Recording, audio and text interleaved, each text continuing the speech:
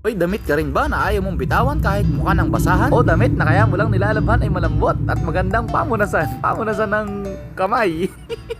Hindi pamuna sa puding.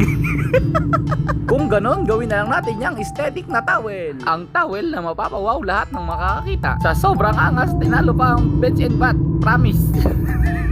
Napakaangas din itong dalhin sa eskwelahan. Kung paano to gawin, simulan na ang laban! Kung makikita ninyo, ginugupit ko lang ang tela mula sa baba hanggang pataas. Dire-diretso lang. Mas mainam kung walang putol. At voila! Yung paborito mong pamunas, nagutay-gutay na. Hilahin lang to ng hilahin hanggang sa ito'y mabanat ka naman ng buto. Magbanat ka ng buto. Tamad mo. At dito gagamitin na natin ang ating pambuo ng towel. Ng magic towel na siguradong malakas pan chicks. Sundin lang inyong napapanood. Ayaw ko na masyadong paliwanag ng paliwanag. Mabilis mag-init ang aking dugo sa mga tao mamalag-malag. Yung tipong tango naman tango pag tinuturuan. Tapos pag tinanong mo walang alam. Tapos tuktukan. At balik tayo dito sa ating towel. Nakatapos na tayo sa first layer. Pag ito ay nasa dulo na, ganito lang ang gawin. Magsimula lang sa katabing pako. Sundan lang kung paano ko pinaikot. Huwag yung kung kani-kanino kakalikot ng kalikot. Masyado kang malikot kung sino-sino kinakalikot mo. At sundan na lang uli ang napapanood mo. Siguraduhin na hindi ka nalilito. Dahil pagtapos ng video, may exam tayo. Ang walang may sagot, bobo. Joke lang. At nakatapos na tayo ng second layer na patawa-tawa lang. Hindi ko alam kung meron kayo natututunan. Pero sinisigurado ko sa inyo na pag natapos tong towel na to ay inyo rin tong magugustuhan. Baka nga pag binenta ko to ay inyo pang pagkaguluhan. Sobra astig kasi talaga. Pero mamaya malapit na to matapos. Astig talaga to, astig. Yung tipong mapapawaw ang iyong katabi. Sabay mapapatanong kung saan mo yan binili. Ay wala na, sabihin mo sold out na. Sabihin mo limited edition. At nandito na tayo sa step na medyo komplikado. Para inyong masundaan, panoorin ang maayos ang video. Huwag mo nang pansinin yung voice over. Mas mainam kung i-mute mo na lang para mas makasunod ka na maayos sa video. O sige, dito natin ipapaliwanag ng maayos. Tanggalin yung tela na nasa pang-apat na layer dahil ito isusuot natin sa pang-dalawang layer. Hawiin ang dapat hawiin para mas madaling kainin.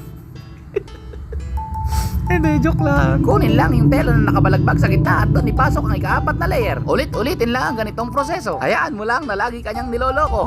Masasanay ka din. Gago. Hindi ka nadadala, bobo. Tapos biglang magpapatolpo. Hindi na, joke na. Balik na tayo dito. Seryoso na, seryoso. At kung makikita ninyo, malapit na mabuo ang ating towel. Apakaangas. Towel na avocado flavor. At eto na, buo na ang ating magic towel na pangmalakasan. Sigurado ang lakas ito sa mga varsity. At ang huling step, kailangan nating dalawa mag-lock. Sana all naglalak. Hindi, ilak ang mga dulo. Napakadali lang ng proseso na to. Panoorin lang kung paano. Kawet, sabay sungkit, kipay na mayangit. Joke lang. At paulit-ulit na lang natin tong gawin. Ganito yun, panood ko sa mga pelikula. Ganito yung mga ginagawa nila grandma.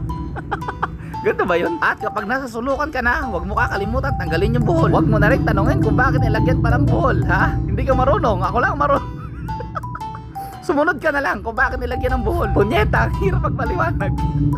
Pero kailangan talaga yun. Kailangan nyo doon sa sulukan na yun. Kasi pag di ka naglagay ng ganong ikot sa sulukan, liliit ang butas. Magiging virgin. Basta mahirap ipasok, mahirap mag-lock. Sana all naglalak.